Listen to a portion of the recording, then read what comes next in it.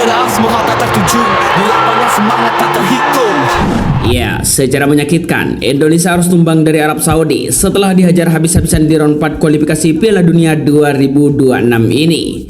Padahal ini merupakan kesempatan emas untuk merebut tiket berharga ke World Cup 2026 nantinya.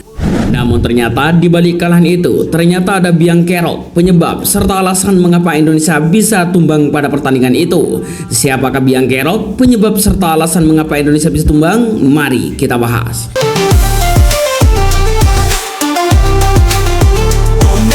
Penyebab yang pertama adalah kesalahan strategi dari Patrick Kluivert. Ya, jujur banyak yang dibuat heran dengan line up yang diturunkan malam ini. Kluivert memilih menurunkan Mark Klok, Ricky Kambuaya, dan Beckham Putra sebagai starter. Sementara dua gelandang yang justru tampil konsisten Tom Haye dan Olermini malah disimpan di bangku cadangan. Dan hasilnya apa? Ya, permainan Indonesia macet total. Tak ada alur serangan yang hidup, tak ada kreativitas, tak ada ancaman nyata ke gawang Arab Saudi. Yang ada justru lini tengah Indonesia seperti mati suri.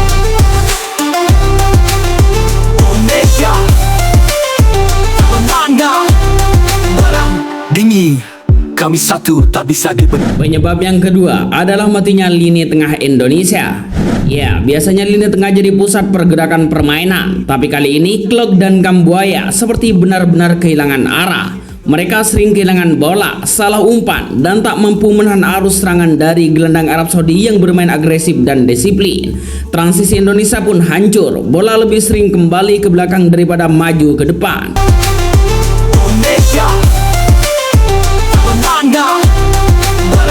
Dingin, kami satu tak bisa. Sedangkan penyebab yang selanjutnya adalah Patrick Kluivert tidak cepat mengambil keputusan. Ya, padahal semua orang bisa melihat permainan tim sudah kacau. Namun entah mengapa Kluivert tetap mempertahankan pemain yang tampil buruk di lapangan. Tidak ada perubahan cepat, tidak ada penyegaran, dan akhirnya Indonesia kebobolan 3 gol tanpa bisa berbuat banyak. Dingin.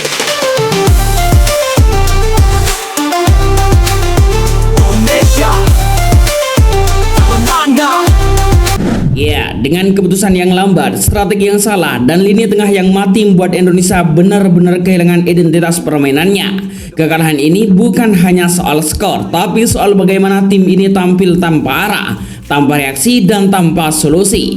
Kalau Patrick Kluivert tidak segera belajar dari kesalahan ini, bisa jadi pertandingan melawan tim-tim kuat berikutnya yaitu Irak akan jadi bencana yang lebih besar bagi Garuda Indonesia. Itulah penyebab, biang kerok, serta alasan mengapa timnas Indonesia bisa tumbang di tangan Arab Saudi. Bagaimana menurut pendapat kalian? Apa kalian punya pendapat lain? Silahkan tulis di kolom komentar pendapat kalian.